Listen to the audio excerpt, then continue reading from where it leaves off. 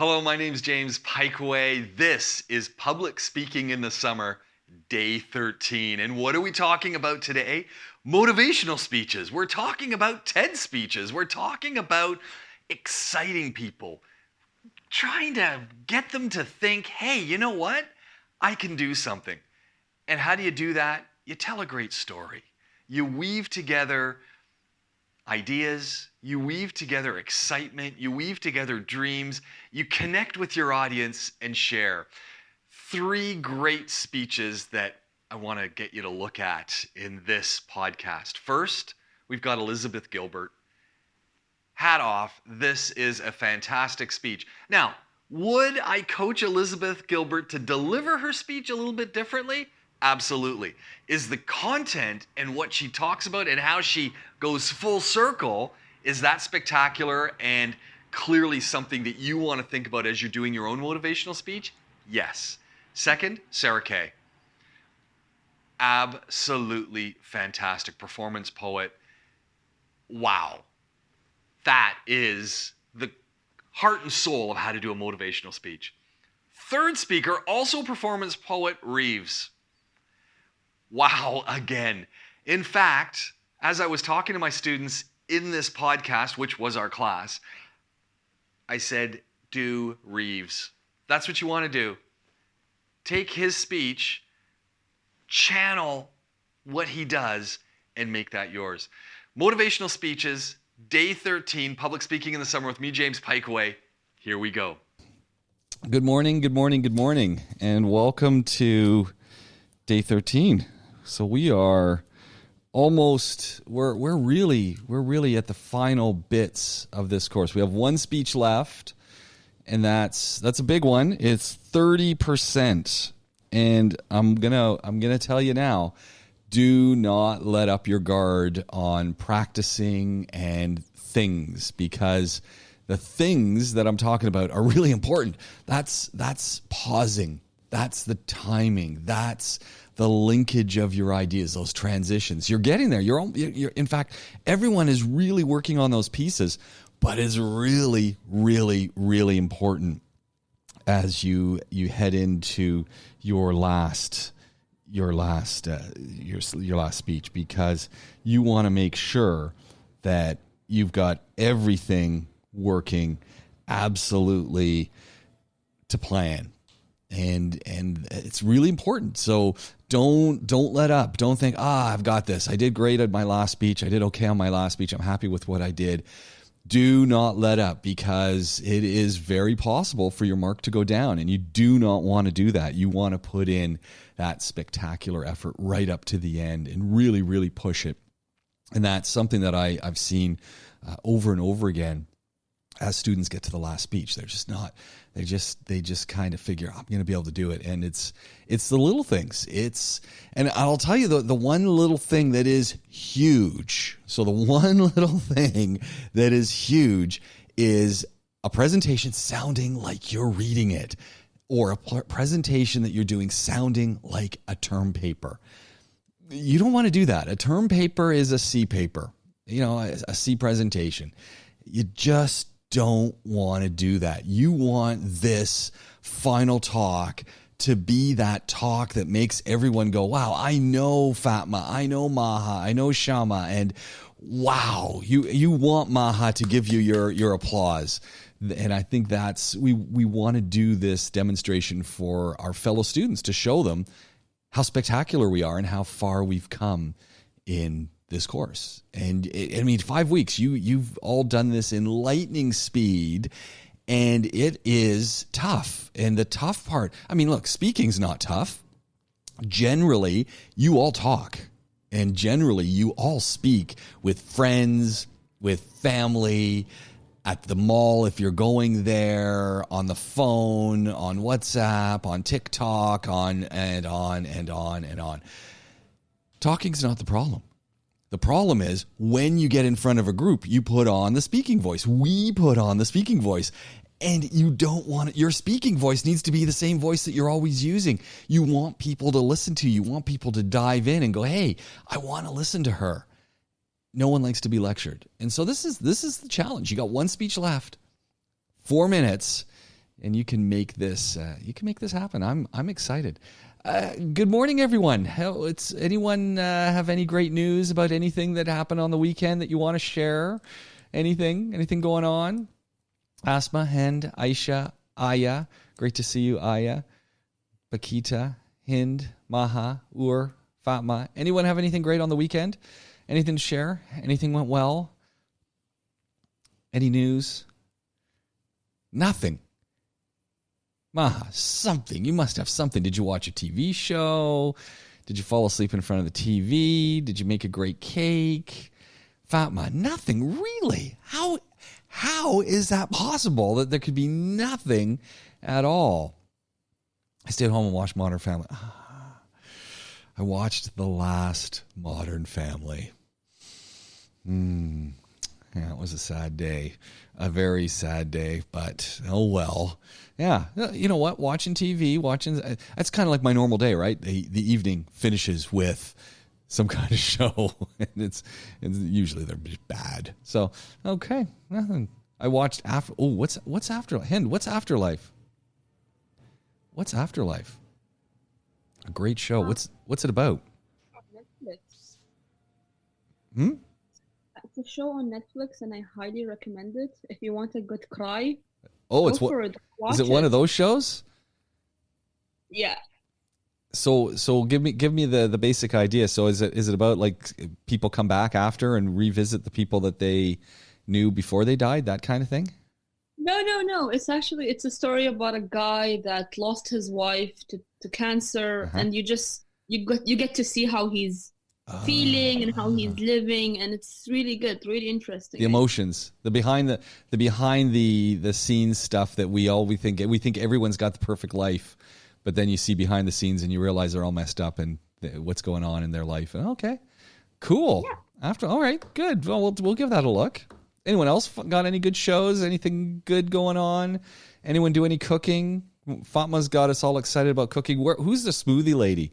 Where's my smoothie person? Who was the smoothie person? I forget who that was. And we had some other cooking folks. Anyone cook anything? Anyone try cooking? Matha was the smoothie person. Oh, Watia as well. Okay. Did we anyone cook anything? Anyone try cooking something new? Get a recipe? Nothing? Yeah? Tacos. Ooh, that sounds good. Everyone likes tacos. I love tacos. Maha hates cooking. It's, that Jamie Oliver video. You got to know how to do some basic stuff. It's amazing the people you meet cooking. Who did I was at the fruit and vegetable market because I do my fruit and veg shop once a week. And it's funny because I always see the same people over and over and over again at the fruit and vegetable market at the time that I go.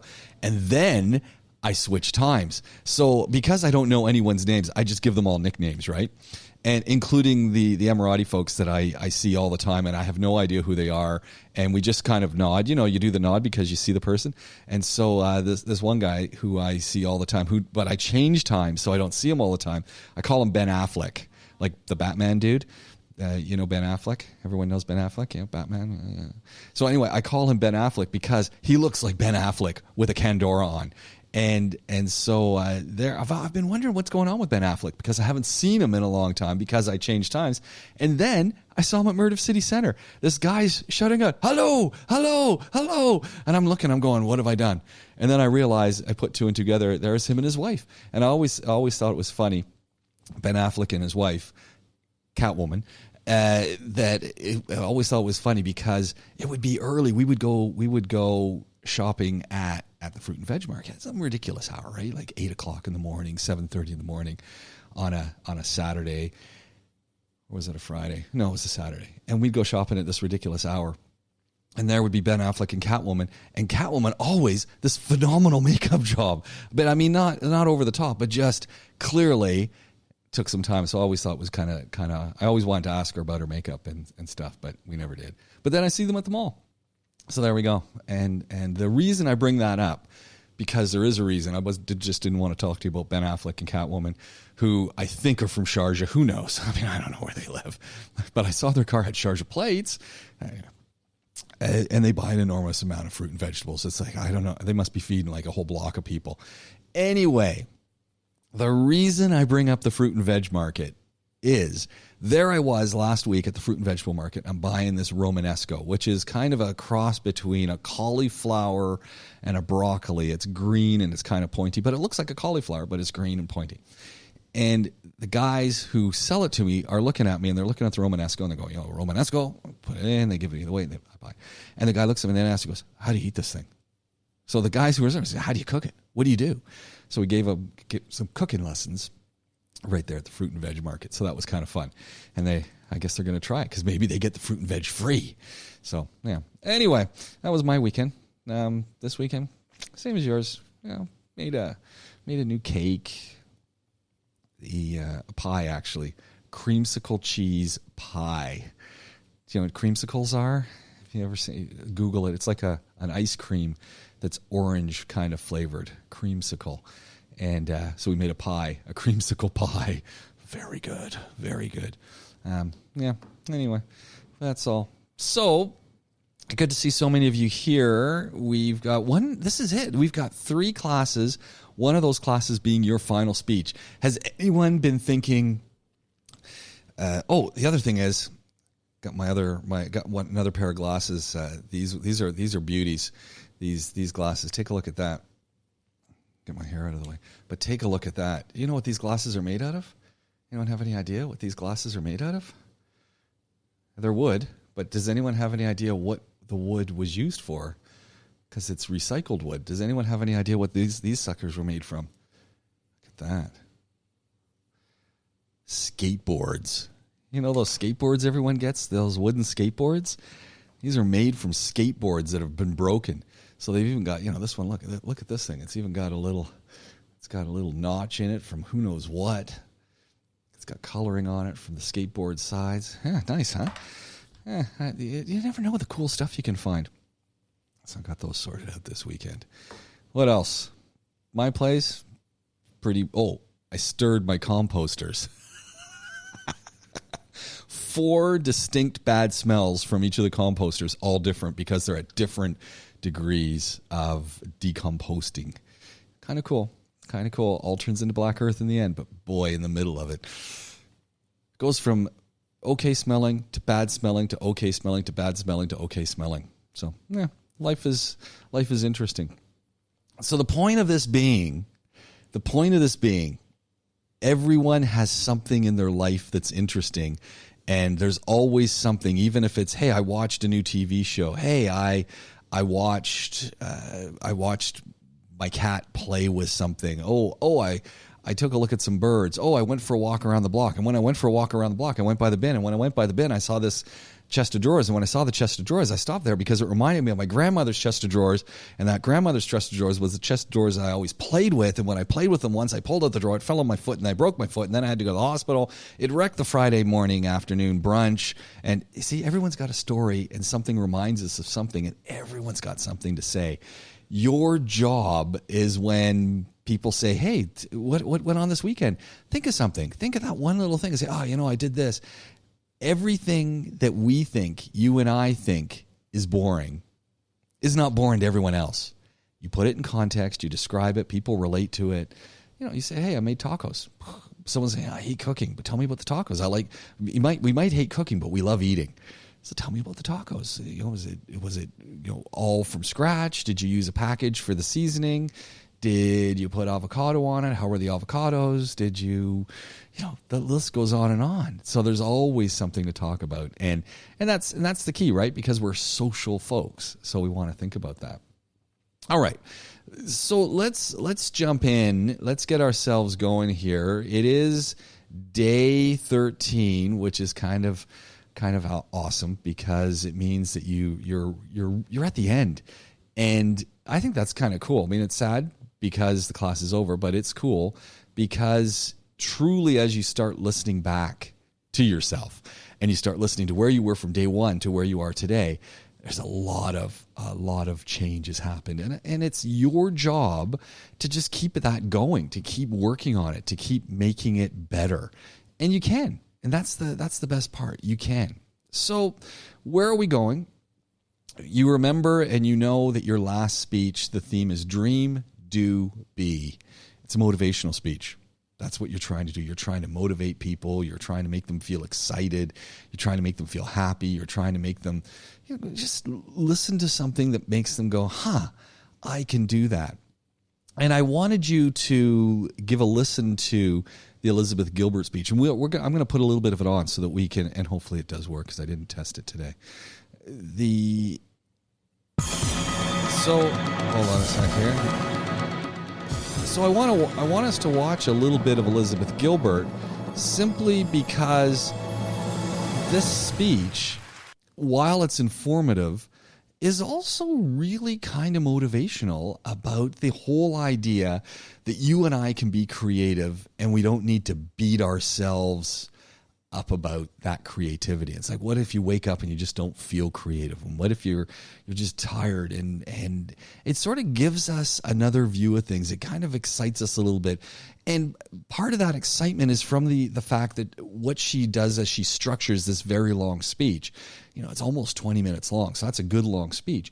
But as she structures it, it has a beginning, it has a middle with examples and stories, and it has an end. It has a conclusion.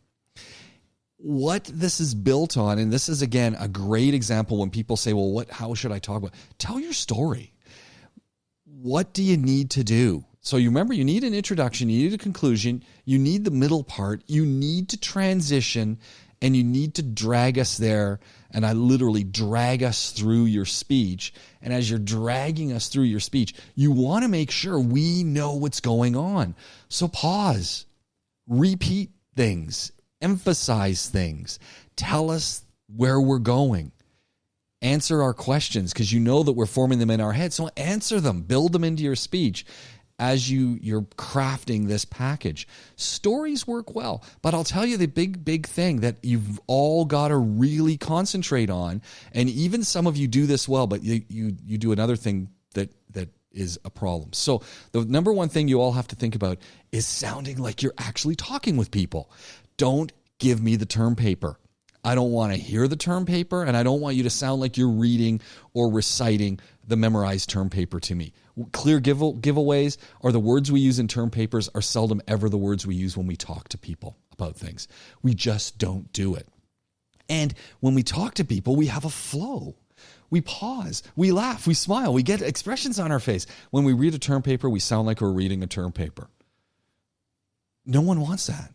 It's not motivational. It's distressing, if anything. Maybe it's demotivating because it's like, oh, here we go. I'm gonna have to. So you're creating. Remember, 90% of what you're doing is the package, how you're presenting it. 10% is that core content that you're giving us. So you really, really want to work on that. This talk with Elizabeth Gilbert, I really like. And as I've told some of you, maybe I've told all of you, and I don't think I showed any of this in class, but if I did, we're going to watch a little bit of it again.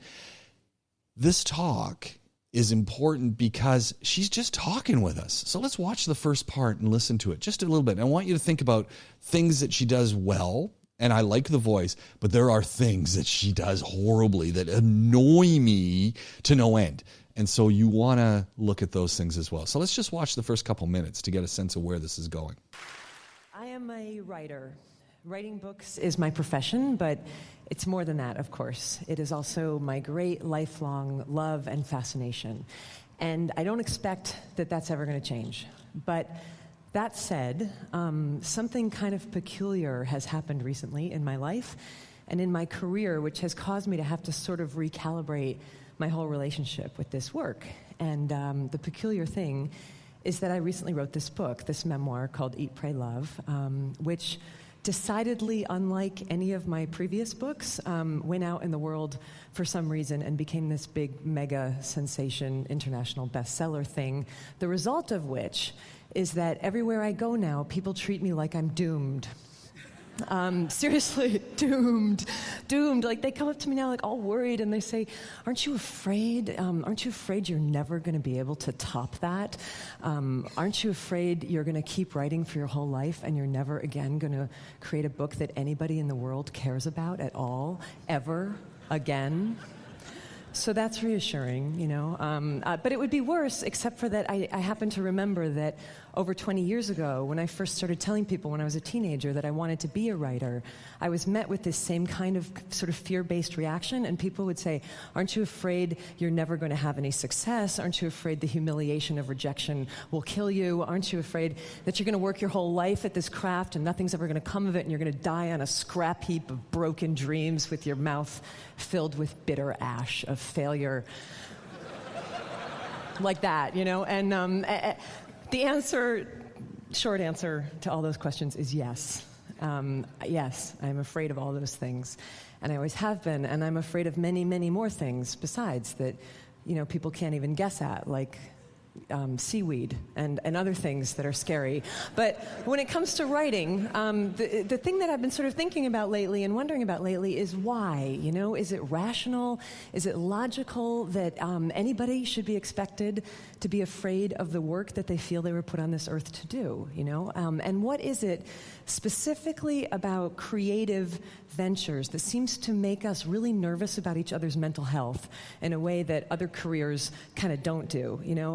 Like my dad, for example, was a chemical engineer, and I don't recall once in his 40 years of chemical engineering anybody asking him if he was afraid to be a chemical engineer. It just didn't come, like, got chemical engineering block, John? How's it going?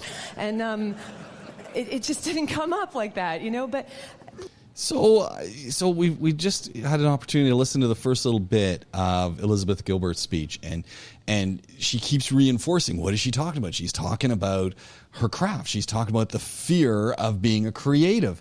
So what is something that she does in that talk? And I don't want you to just write it in on the comments. I want you to turn on your microphone and talk to us. It's a public speaking class. We want to hear our voices.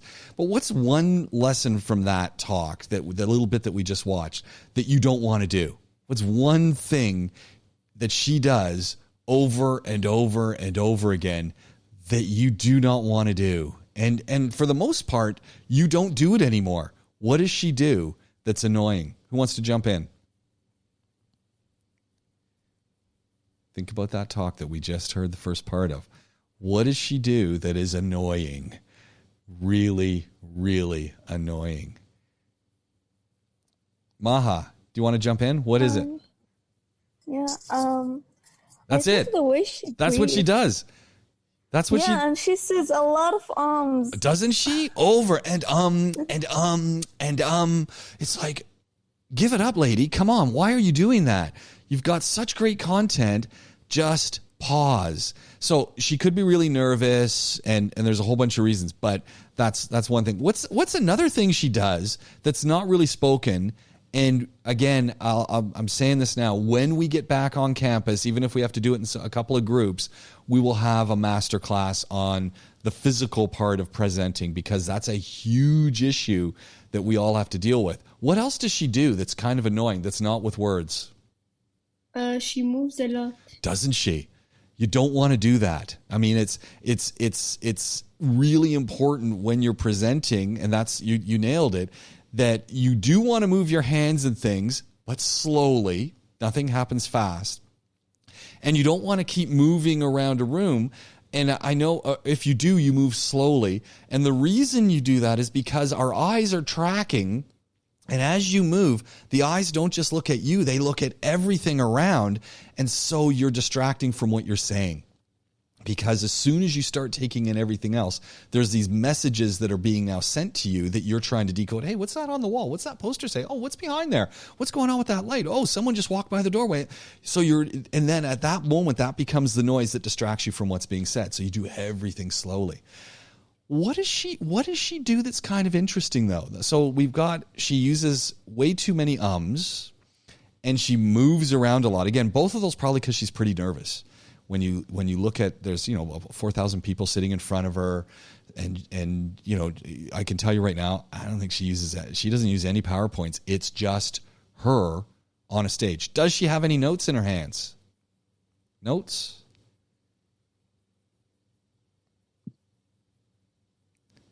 Does it sound like she's reading it?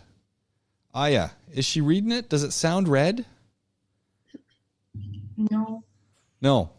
So this is important. It could be, and I'm pretty sure this is a well-rehearsed speech and something that she's done over and over and over again. You really want to work at that presenting of it so that it kind of feels conversational. As Maha says, yeah, she clearly she's nervous. I'd be nervous. I mean, yeah, you're standing in front of a whole bunch of world leaders in their fields, and there you are telling your stories. Let me fast forward it a little bit because it's all good. Gin at 9 o'clock in the morning, and I don't want to go there. I would prefer to keep doing this work that I love. And so the question becomes how, and so it seems to me upon a lot of reflection that the way that I have to work now in order to continue writing is that I have to create some sort of protective psychological construct, right? I have to sort of find some way to have a safe distance, between me as 2 words. She does and this is really important. Often once we get rid of the ums and the ahs, we add new words. Right and become the 2 other words she uses all the time. Right, right, and she just puts them in. So she'll be talking about, I have to create this construct, and I've got to do this thing, right? And it just happens. But what I love about this talk is it really does have that personal feel to it. I mean, she's talking with the audience. She's not lecturing us. As I am writing, and my very natural anxiety about what the reaction to that writing is going to be from now on. And as I've been looking over the last year for models for how to do that, I've been sort of looking across time, and I've been trying to find other societies to see if they might have had better and saner ideas than we have about how to help creative people sort of manage the inherent emotional risks of creativity. And that search has led me to ancient Greece and ancient Rome. So stay with me because it does circle around back. But ancient Greece and ancient Rome. So and there we go, right? She's telling stories, and now she's going to go into a second part, and she's going to give some history, and she tells me, hold on, it's going to cycle back, so bear with me.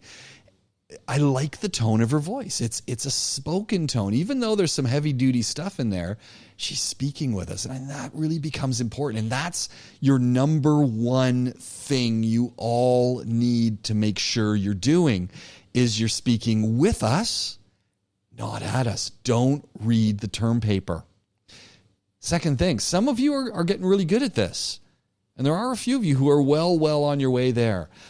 You have another problem. And this is the same problem that everyone needs to work on. So we get really relaxed. And as soon as we're going, hey, you know what? I can do this. I can present and I can sound like I'm talking to people.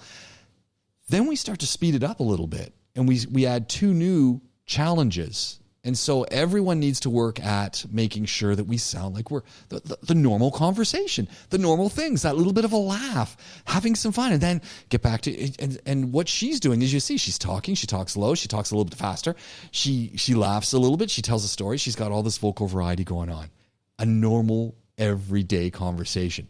But, 1, got to make sure you pause between your points. Ladies, so not only do you want to sound like you're having this conversation with the rest of the class, you need to pause at the end of your points just a little bit so that people know that we're going to the next thing. But not only do you pause to break the chain of ideas, you need to connect it. You need to say, so for instance, you might say, I'm going to go blah, blah, blah, and then, so what does that tell us?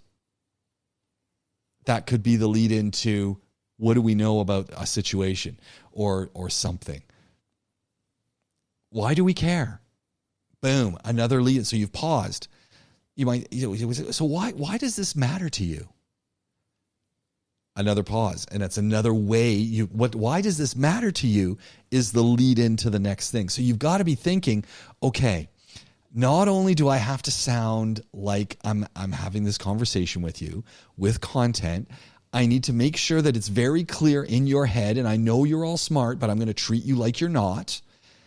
I need to make sure that you know when I've stopped from one point and when I'm going to the next point, and I need to make it very clear. I'm pulling you through so that you know what's going on, and you know that I've changed areas, and you know that it's going to be the next little bit, and I want to do it elegantly. I don't want to do it sort of my second point, my third point, my fourth point. So, yeah, you can do that. It's boring and it's doing the job, but it's not elegant. It's not elegant. It's a C. You want to be elegant. You want it to be. So why do we care? What do we know? There's all sorts of ways to do it. And you want to play with that. The key is that there's a pause, just a little pause, and that you're taking us through to that next logical phase. Third, when we're doing that, and this is the hard one for all of us, is do not assume that anyone's going to follow how everything you're doing is connecting together. Tell us how it connects. Give us those examples. Tell people how it connects. Draw that, as I said before, draw that picture for them. Yes, it makes sense to you. Yes, it should make sense to your audience, but there's a lot going on in their heads. So make it easy for them, but do it in a fun, elegant, refined way so that they can follow along with the stories. And that's where you're at. That's the challenge. And that's your last speech, is you've got all the bits and you know what the bits are. Now you've got to really make them work and follow the instructions. And I'm telling you that the biggest challenge we've got is in 5 weeks, in 5 short weeks, you've been forced to kind of take off the ZU presentation coat and put on the new U presentation coat, or the presentation abaya of ZU that you've grown into, and you're now taking that off and you're putting on the new U presentation abaya. That's tough because there's a lot of doubt. Well, is it really going to work like this? Does it really work? This isn't what people want, etc. And I'm telling you, unless people are telling you exactly how they want the presentation, it is free game for you to give them the best presentation in the world. And as I keep showing you with these TED presentations, millions of people watching them. They are with celebrities, they're with non-celebrities, they're with scientists, and they're following a similar pattern to the pattern that we've been putting forward, as well as talking about things like presentations, visuals. Ladies, one idea per slide. That's it. One image, one thing, one idea. That's it. That's it. If you start putting 2, 3, that is not acceptable. That's old ZU. We don't do ZU. We do the new U. We do TED quality. If you're not doing TED quality, what are you doing? What are you doing? If it's good for TED, it's good for you. Second, when you start looking at the presentations that I've been showing you, you're thinking, how are they talking? How are they putting it together? How are they flowing things together? How are they getting to the conclusion? All of these talks that I've keep putting up, they're not randos. I'm not randomly just going into TED and finding something and say, oh, you got to watch this one. They're all talks for a reason. And there's all portions of those talks that you want to emulate, that you want to use as your example. When students will say, do you have an example? I'm like, yeah, I want your PowerPoint to be like that. I want your talk to be like that. Mark Bezos. That's the talk. I love that guy's talk. Right at the very beginning, the fireman suit. That's the talk. I want you to do it like him. I want you to do your talk like Sarah Kay, which we're going to look at in a second. I want you to think about the visuals like Graham Hill. And that was the guy with the space. I want you to think about Matt Coots. That's the guy, try something new for a month. All those visuals work. All those presentation styles work. That's what you're aiming at. Not ZU. You don't do ZU anymore. You leave ZU for the ZU students who haven't taken a course that's actually trying to make them better, and you now move forward. And I mean, you can. It's a head game because you can all do it. Everyone can do it. But you got to get your head around it. And that is tough. And just practice. Ladies, it's practicing. And you need to be honest with yourself. You need to film yourself when you're practicing. You need to record it. You need to listen to it. And you need to be brutally honest. Is this awesome, or can I tweak it still a little bit more? Keep doing it till you've knocked it out of the park, until it's, you know what, this is pure gold. And we all know when we hit pure gold. You know it as well as I do. You know it. That's what you're aiming for. And it's not hard. Let me just back this up here. So as we're looking at, where did all this go? As we're looking at all of these things, and as we're playing through the different ideas, what really becomes useful to think about as you're putting together your presentations for Dream Do Be, you want to be thinking ultimately in the power of the story. And your stories, remember, where are you trying to go? What are you trying to share with people? What is the purpose of your speech? You're trying to motivate them. You're trying to excite them. You're trying to make them. But so what are you going to talk about? What's the title? What is the story about? How does it all connect together? Remember, you're talking with us. You don't want to read it. Stories are important. Examples are important, but your stories are important. You want to use examples that connect with your audience. So we had some great examples in our last set of speeches that people talked about different people and different things happening in different places. And I'm sure they're all really cool, but I don't know how they connected to us. And it was kind of weird, and there was one of the speeches kept referring to some guy. And so I'm not going to go into it. You remember, but like, who is that guy? Who is this lady? And why do I care? It kind of like, yeah, they're great and they work, but who are they and how do they fit with the audience? You need to keep the flow of your talks going. Flow is so important. And that is thinking about how does because remember, every speech is planned. You've constructed this masterful tool to say something so that people, if it's a persuasive speech, then that persuasive speech is trying to activate something, persuade them to do something. If it's an informative speech, you're giving them some information. If it's a motivational speech, it's going to have information, and ultimately you want to actuate in them this kind of good feeling or something that makes them think, hey, I can actually do this. So it's the motivational speech has elements of persuasive, it has elements of informative, and it has all of the same stuff: beginning, middle, end, connections, introduction, conclusion, examples. It all follows that same pattern over and over and over again. Remember, and I'm going to say this again, remember, no term paper reading. I don't want to hear a term paper. And this is really a challenge because the way we write and the way we talk are different. I mean, it's a reality, ladies. The way you write something and then read it versus the way you write something that you've said to speak is different. I don't want to hear a term paper. I want to hear you connecting with me, connecting with the audience with your topic. I want to play a little bit of Sarah Kay for us. Now, there's two things going on with Sarah Kay. So the first thing is why I want to play this is remember, as we're looking at what we're doing here and how all of this is coming together, and you're thinking about, well, what are the pieces that I'm trying to put together?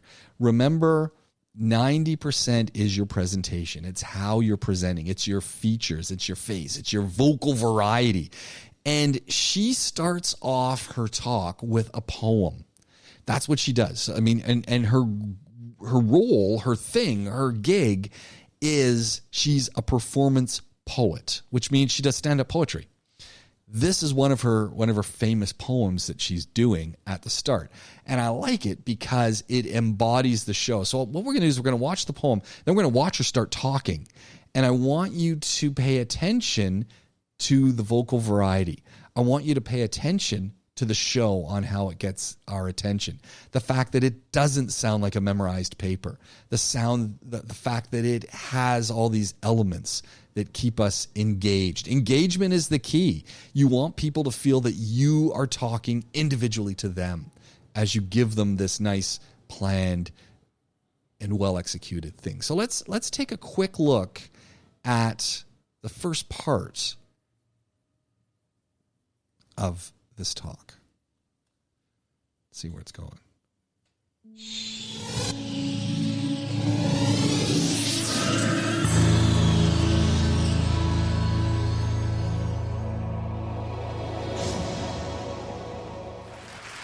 So remember, the first part of her speech is a performance poem. She's performing a poem. If I should have a daughter, instead of mom, she's going to call me Point B. Because that way she knows that no matter what happens, at least she can always find her way to me.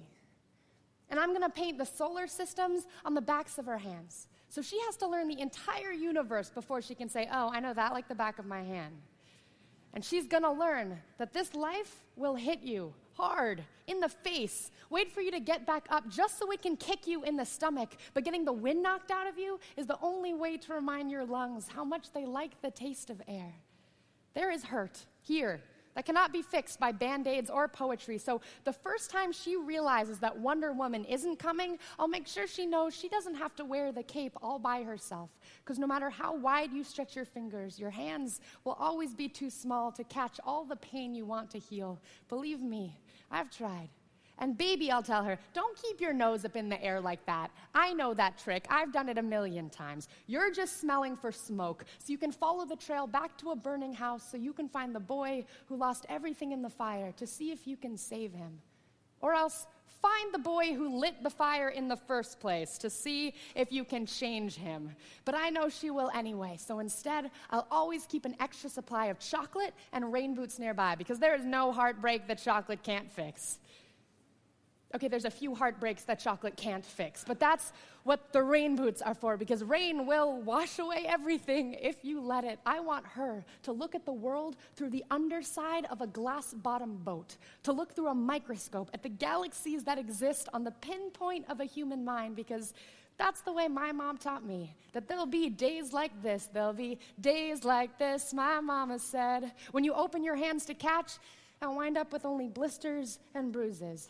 When you step out of the phone booth and try to fly, and the very people you want to save are the ones standing on your cape. When your boots will fill with rain and you'll be up to your knees in disappointment, and those are the very days you have all the more reason to say thank you. Because there's nothing more beautiful than the way the ocean refuses to stop kissing the shoreline, no matter how many times it's sent away. You will put the wind in win some, lose some. You will put the star in starting over, and no matter how many landmines erupt in a minute, be sure your mind lands on the beauty of this funny place called life. And yes, on a scale from 1 to over-trusting, I am pretty damn naive, but I want her to know that this world is made out of sugar. It can crumble so easily, but don't be afraid to stick your tongue out and taste it. Baby, I'll tell her, remember your mama is a worrier and your papa is a warrior, and you are the girl with small hands and big eyes who never stops asking for more. Remember that good things come in threes, and so do bad things, and always apologize when you've done something wrong, but don't you ever apologize for the way your eyes refuse to stop shining. Your voice is small, but don't ever stop singing. And when they finally hand you heartache, when they slip war and hatred under your door and offer you handouts on street corners of cynicism and defeat, you tell them that they really ought to meet your mother. Thank you. Thank you. Okay, wait for it. Thank you. Thanks. Thank you. All right, so I want you to take a moment, and I want you to think of 3 things that you know to be true. They can be about whatever you want. Technology, entertainment, design, your family, what you had for breakfast. The only rule is don't think too hard. Okay, ready? Go.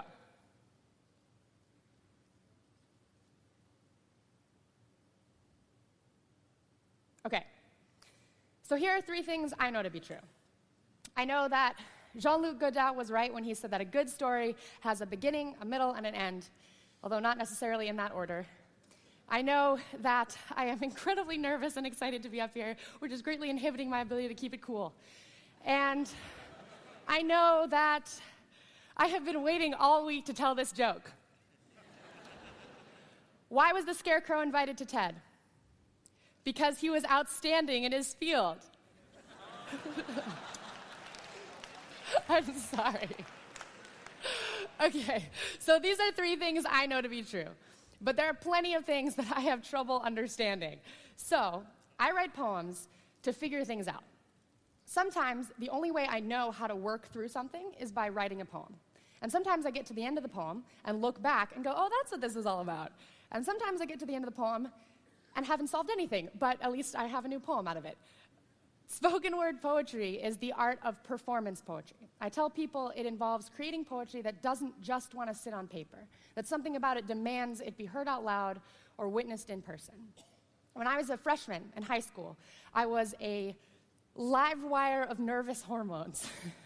And so we're going to pause it for a second. We're going to listen to a little bit more. I love Sarah Kay, because I love performance poetry, and I just think she embodies that so well. But the other thing that I really like about her presentation is I like the way she's delivering it. I like the sound that is her voice and the way she's talking to you and the way she's talking to me.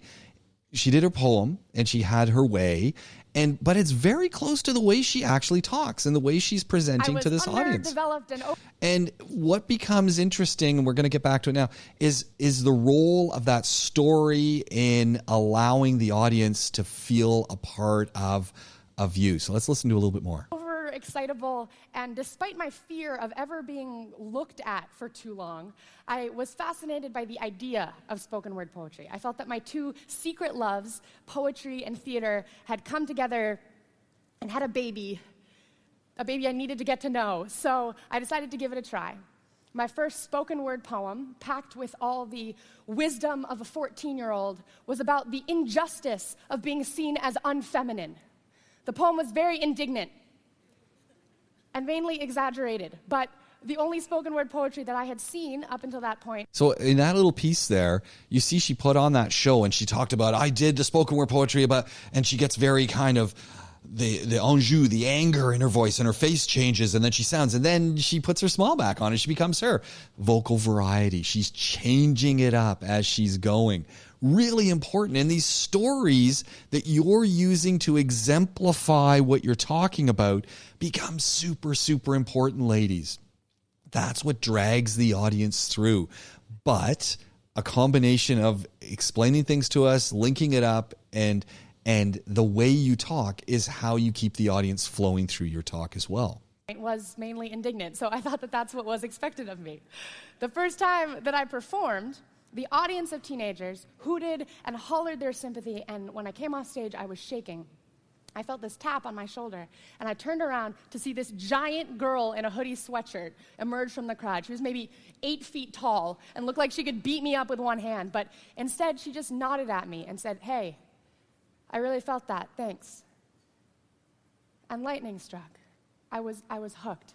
I discovered this bar on Manhattan's Lower East Side that hosted a weekly poetry open mic, and my bewildered but supportive parents took me to soak in every ounce of spoken word that I could. I was the youngest person there by at least a decade, but somehow the poets at the Bowery Poetry Club didn't seem bothered by the 14-year-old wandering about. In fact, they welcomed me. And it was here, listening to these poets share their stories, that I learned that spoken word poetry didn't have to be indignant. It could be fun or painful or serious or silly. The Bowery Poetry Club became my classroom and my home, and the poets who performed encouraged me to share my stories as well. Never mind the fact that I was 14, they told me, write about being 14. So I did, and stood amazed every week when these brilliant, grown-up poets laughed with me and groaned their sympathy and clapped and told me, hey, I really felt that too. Now, I can divide my spoken word journey into 3 steps.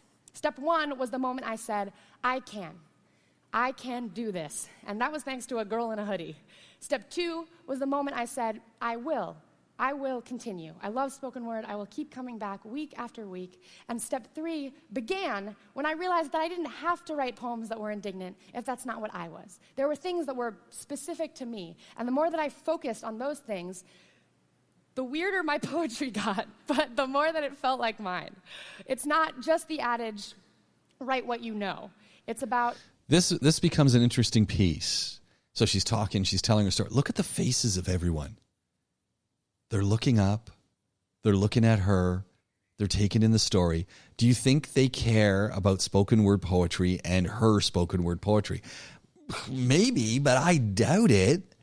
But look at their faces. They're totally engaged. And again, that's the power of your vocal variety, the pausing. She laughs every now and then. Speak like yourself. It becomes so important. The talk goes on, and she does more of this, and it's really, really a nice talk. And I think it's a great motivational on talking about why you do something. And she kind of sums it up. And then she talks about where she took it a little bit further and how she started something and how she's helping other kids. And, you know, she's a lot older now. This is 2011. So it's just a really, really good story. And it leads us right into this guy. And we're going to come back to do a little exercise in a second. But this is just another great poem by a performance poet who's not doing performance poetry, but he's talking about a topic, and he links it all back up. And again, it's voice. He uses images. It's telling a story. It's engaging us. That's what you're trying to do. Let's see if we can get a little bit of this one to play.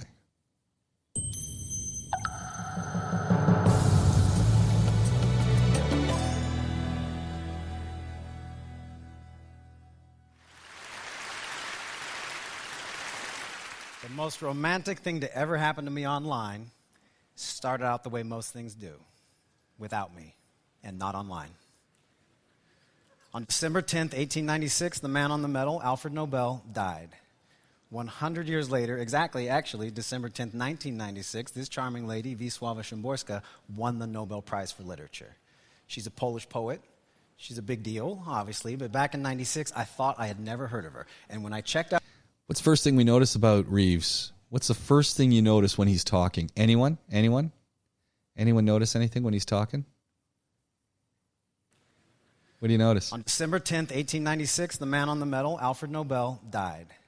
100 years later, actually, December 10th, what do you notice about him talking? This charming lady, Wisława Szymborska, won the Nobel Prize for Literature. She's a Polish poet. What do we notice about Reeves as he's talking? Anyone? What do we notice? First thing, what do you notice about him as he's talking? What's the sound like? What's his voice sound like? Same with Sarah Kay. What do they both do as they're talking? Anybody? What do they both do as they're talking? Maha, Hind, Fatma, Shama, Taya, Aya, Ur, Bakita, Miriam. What do they both do as they're talking?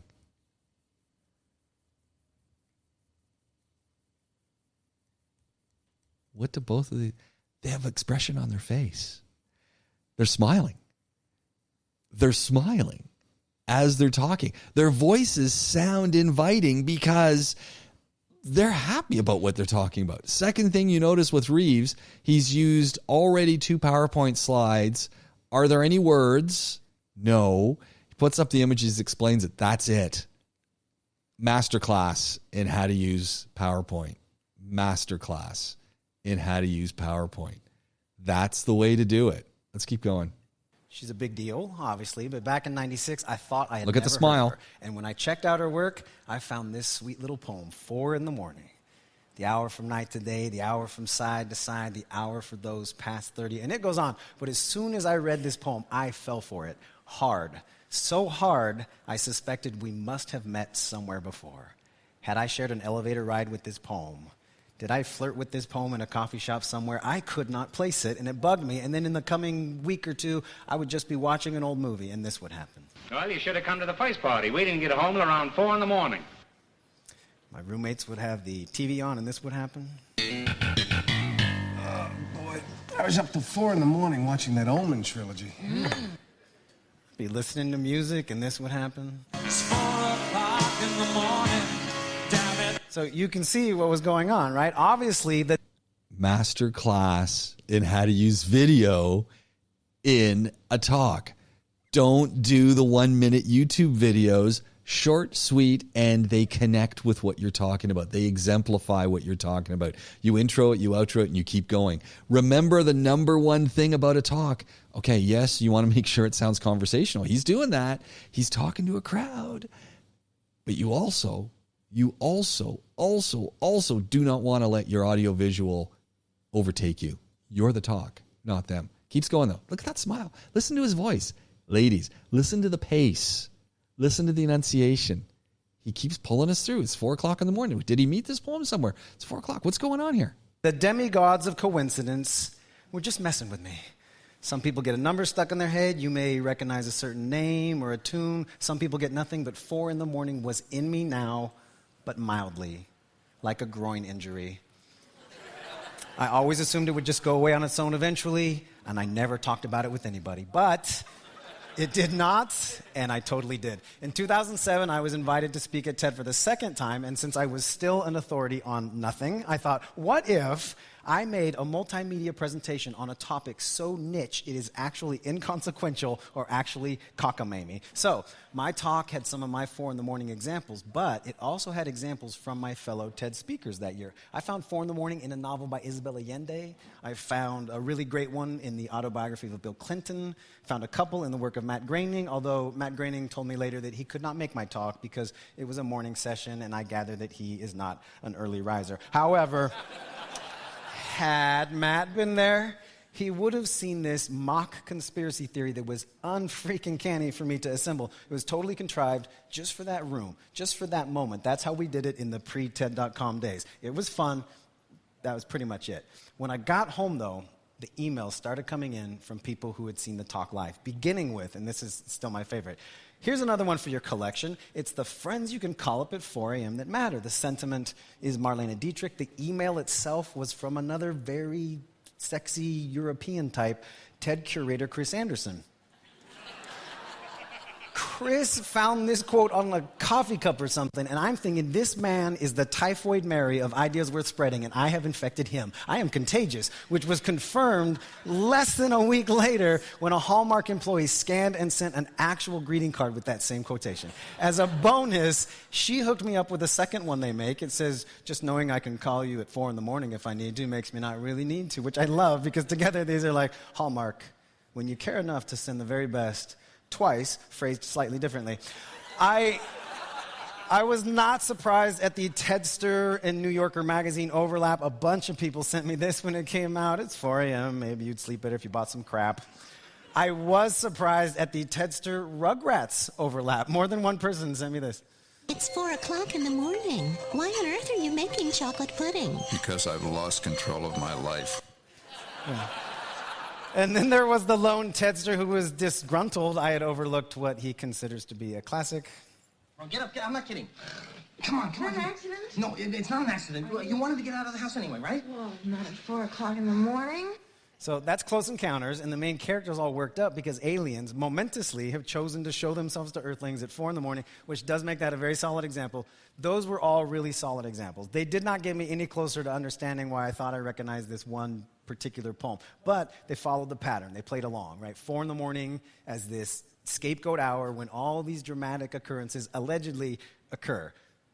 Maybe this was some kind of cliche that had never been taxonomized before. Maybe I was on the trail of a new meme or something. Just when things, getting pretty interesting. Things got really interesting. TED.com launched later that year with a bunch of videos from past talks, including mine, and I started receiving 4 in the morning citations from what seemed like every time zone on the planet. Much of it was content I never would have found on my own if I was looking for it, and I was not. I don't know anybody with juvenile diabetes. I probably would have missed the booklet Grilled Cheese at 4 o'clock in the morning. I do not subscribe to Crochet Today magazine, although it looks delightful. Take note of those clock ends. This is a college student suggestion for what a 4 in the morning gang sign should look like. People sent me magazine ads. They took photographs in grocery stores. I got a ton of graphic novels and comics. A lot of good quality work, too. The Sandman, Watchmen. There's a very cute example here from Calvin and Hobbes. In fact, the oldest citation anybody sent in was from a cartoon from the Stone Age. Take a look. Like how early? Like at 4 a.m., that's how early.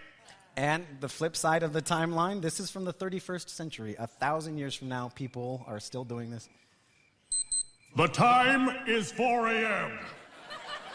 It shows a spectrum. I received so many songs, TV shows, movies, like from dismal to famous. I could give you a 4-hour playlist. If I just stick to modern male movie stars, I keep it to the length of about a commercial. Here's your sampler. What time is it? 4 o'clock. It's 4 a.m. It's like 4 o'clock in the morning. 4 o'clock in the morning. I'm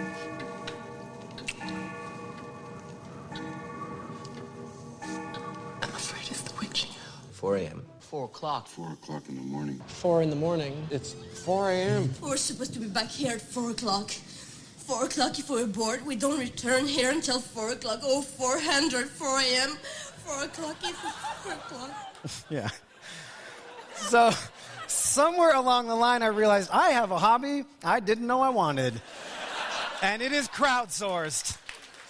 But I was also thinking what you might be thinking, which is really, couldn't you do this with any hour of the day? First of all, you are not getting clips like that about 4 in the afternoon. Secondly, I did a little research. I was kind of interested if this is confirmation bias. There is so much confirmation. I am biased. Literature probably shows it best. There are a couple 3 in the mornings in Shakespeare. There's a 5 in the morning. There are 7 4 in the mornings, and they're all very dire. In Measure for Measure, it's the call time for the executioner. Tolstoy gives Napoleon insomnia at 4 in the morning right before battle in War and Peace. Charlotte Bronte's Jane Eyre's got kind of a pivotal 4 in the morning, as does Emily Bronte's Wuthering Heights. Lolita has a creepy 4 in the morning. Huckleberry Finn has one in dialect. Someone sent in H.G. Wells' The Invisible Man. Someone else sent in Ralph Ellison's Invisible Man. The Great Gatsby spends the last 4 in the morning of his life waiting for a lover who never shows. And the most famous wake-up in literature, perhaps, The Metamorphosis. First paragraph, main character wakes up transformed into a giant cockroach. But we already know, cockroach notwithstanding, something is up with this guy. Why? His alarm is set for 4 o'clock in the morning. What kind of person would do that? This kind of person would do that.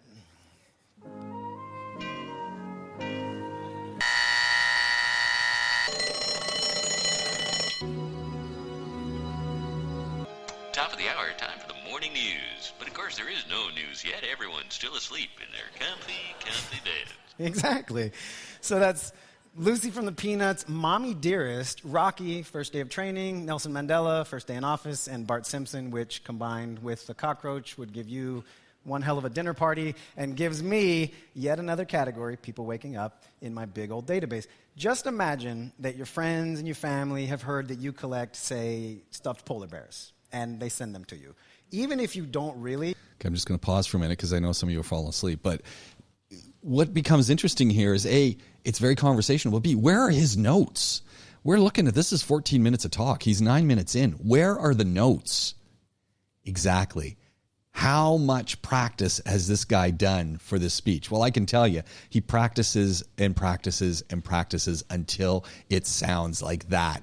This is the guy that'll do the practice on one leg with the TV playing until he gets it right. But let's keep going because remember, he's gone into his different sections. He's moving forward. He's getting into the conclusion. And remember, what's it all about? 4 a.m., that how did this get in his head, that poem that he thinks he's heard before? And then it just led him to this whole thing about 4 a.m. At a certain point, you totally collect stuffed polar bears, and your collection is probably pretty kick-ass. And when I got to that point, I embraced it. I got my curator on. I started fact-checking, downloading, illegally screen-grabbing.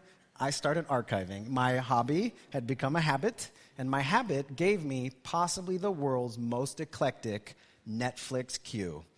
At one point, it went Guys and Dolls the Musical, Last Tango in Paris, Diary of a Wimpy Kid, Porn Star, Legend of Ron Jeremy. Why Porn Star, Legend of Ron Jeremy? Because someone told me I would find this clip there. I was born in Flushing, Queens on March 12, 1953, 4 o'clock in the morning. Of course he was. Yeah. Not only does it seem to make sense, it also answers the question, what do Ron Jeremy and Simone de Beauvoir have in common? Simone de Beauvoir begins her entire autobiography with the sentence, I was born at 4 o'clock in the morning, which I had because someone else had emailed it to me. And when they did, I had another bump up in my intrigue for this because porn star Ron Jeremy and feminist Simone de Beauvoir are not just different people. They are different people that have this thing connecting them. And I did not know if that is trivia or knowledge or inadvertent expertise, but I did wonder, is there maybe a cooler way to do this? So last October, in gentleman scholar tradition, I put the entire collection online as Museum of 4 in the Morning. You can click on that red refresh button. It will take you at random to one of hundreds of snippets that are in the collection. Here is a knockout poem by Billy Collins called Forgetfulness. No wonder you rise in the middle of the night to look up the date of a famous battle in a book on war. No wonder the moon in the window seems to have drifted out of a love poem that you used to know by heart. So the first hour of this project was satisfying. A Bollywood actor sang a line on a DVD in a cafe half a globe away. A teenager made an Instagram video of it and sent it to me, a stranger. Less than a week later, though, I received a little bit of grace. I received a poignant tweet. It was brief. It just said, reminds me of an ancient mixtape. The name was a pseudonym, actually, or a pseudo-pseudonym. As soon as I saw the initials and the profile pic, I knew immediately, my whole body knew immediately who this was, and I knew immediately what mixtape she was talking about. LD was my college romance. This is in the early 90s. I was an undergrad. She was a grad student in the library sciences department. Not the kind of librarian that takes her glasses off, lets her hair down, suddenly she's smoking hot. She was already smoking hot. She was super dorky. And we had a December-May romance, meaning we started dating in December, and by May, she had graduated and became my one that got away. But her mixtape did not get away. I have kept this mixtape in a box with notes and postcards, not just from LD, from my life, but for decades. It's the kind of box where if I have a girlfriend, I tend to hide it from her, and if I had a wife, I'm sure I would share it with her. But the story with this mixtape is there are 7 songs per side, but no song titles. Instead, LD has used the U.S. Library of Congress classification system, including page numbers, to leave me clues. When I got this mixtape, I put it in my cassette player. I took it to the campus library, her library. I found 14 books on the shelves. I remember bringing them all to my favorite corner table, and I read poems paired to songs like Food to Wine. Paired, I can tell you, like saddle shoes to a cobalt blue vintage cotton dress. I did this again last October. I'm sitting there, I got new earbuds, old Walkman. I realized this is just the kind of extravagance I used to take for granted, even when I was extravagant. And then I thought, good for him. PG is Slavic literature. 7,000 series is Polish literature. Z9824 is a collection of 70 poems. Page 31 is Wisława Szymborska's poem paired with Paul Simon's Peace Like a River. 4 in the morning, I woke up from out of my dream.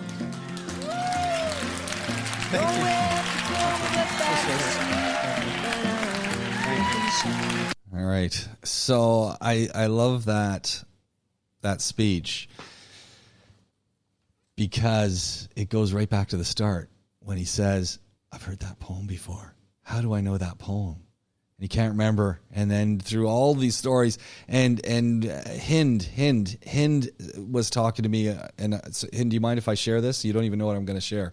But Hind, and many of you might be saying, hey, when I'm going to do a speech like this, do I need credibility? I don't need to have sources. He had tons of sources in there as he was talking about different things coming from different movies and different places, Simone de Beauvoir, and he was talking. Again, you want to be thinking about credibility and how do you add credibility to what you're doing. But the wrap up right to the very end, that, ladies, is an epic speech. Delivery, full marks. Planning, full marks. Use of audiovisual, full marks. Reeves nails that. Reeves gets the A. This is what we're striving for. This is what we're trying to do. How do we keep it conversational? How do we keep it ironic? How do we keep it fun to listen to? Does anyone care about that topic? No. What's it talk about? Things in our lives connect. There's all these connections. It's all around us. Embody it, embrace it, take it in. Things that happened in our past, they're going to come back to remind you later on. What goes around will come around. People keep in touch. This is a great talk. Maybe a motivational talk. He's talking about himself. So you want to be thinking about all these things as they come together. That becomes that important part. That becomes the piece you're thinking about. How do I keep it all linked? How do I use my voice? How do I keep that story tied together? Remember, you're only doing this for 4 minutes, but it is the 4 best minutes of this class that you're going to give me. And you're linking it around this story. Solid introduction, solid conclusion, not just that summary statement at the end. Okay, and so that's why you need to, I don't want the summary statement. I want the whole thing. I want you to frame your talk. Clear introduction, clear conclusion, 3 points with examples that are linked and that logically transition to each other. That's what we're aiming for. That's what we're playing with. I have a question at this point. Do I have any questions, observations, thoughts, things? The power of speaking with a little bit of expression on our faces. Speed, slowing down. Did he do one and, or but? Did he have it written down somewhere? No. He might have had some cue cards in front of him somewhere. He practiced that thing. He knew the flow. He knew where it was going. He's constantly looking at his audience. He's loving it. It's a show. He's taking the show in. That's your job. Questions.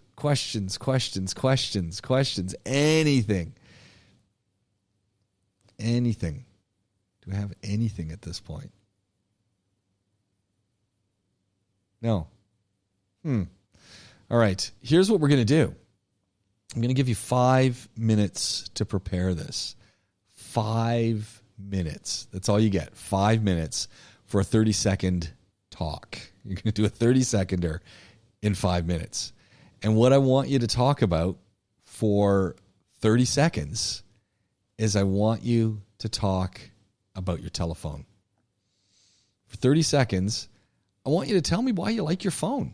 I want you to tell me how this phone is part of your life. I want you to tell me what you don't like about your phone. I want you to tell me about the worst moment with your phone, the best moment with your phone. For 30 seconds, I want you to talk about your phone, but I need a conclusion and not just, and that's my phone. I need a conclusion. I need you to wrap it together and make it work. So we're gonna kick off at 2 minutes after 11, 30 seconds, and you're gonna talk to us about your phone. So I'm going to kick you all out, and then we're going to jump right back in at 2 minutes after 11, maybe 3, maybe 5. 5 minutes after 11, so I'll give you a 5-minute break so you can go to the toilet, go get some water, and we're going to come back at 5 minutes after 11, and you're going to talk for 30 seconds about your mobile phone. And I got to show you this one. This is my favorite. You see, did you notice the new shirt? It's very nice. But look, I got a face mask that matches the shirt. Shirt and mask to match. Awesomeness. If you're gonna have awesome shirts, and look at that shirt. Look at that shirt. It's the same material. Look at that shirt. Look at that. Sunglasses in the sun. That's Dubai. Shirt, mask. Life is good. All right. We're coming back at 5 minutes after 10, and you're going to talk about your phone. I don't know what you're going to say about your phone, but you're going to talk about your phone, how you love it, how your phone makes your life complete. 5 minutes, we're going to be back, and you're going to talk for 30 seconds. All right, I'm going to kick you out. We're going to see you in a moment. 5 minutes time. You're going to talk about your phone for 30 seconds. Beginning, middle, and an end. And I'm interested in your voice. All right, see you in 5 minutes. You have been listening to Public Speaking in the Summer, Day 13. It's all about the little nitty-gritty of doing a speech. Want to find out more about me? You want to find out more about what we're doing in the course? www.jamesed.com, or follow me across the socials at the JamesCast. One more class coming up, day 14. You're going to love it. This is Public Speaking in the Summer with me, James Pikeway.